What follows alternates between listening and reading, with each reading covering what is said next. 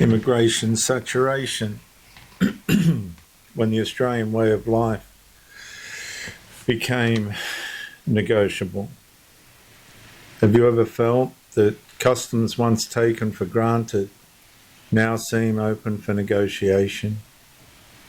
Not because Australians consciously abandoned them, but because fewer people are willing to explain why they mattered in the first place. The change feels gradual, almost invisible. Then one day, familiar expectations no longer seem universally shared. A nation's way of life survives only while its people believe it is worth preserving.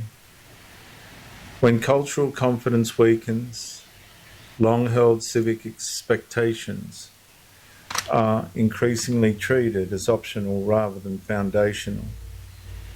Australia developed through more than geography.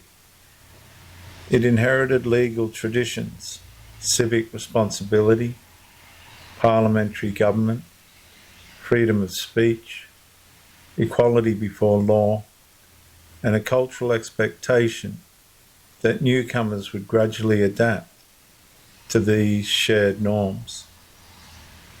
These foundations did not eliminate disagreement. They made peaceful disagreement possible. And as immigration increased, preserving these common expectations became more important, not less. Yet many institutions became increasingly reluctant to define what assimilation actually required. And without clear expectations, accommodation expanded while confidence contracted.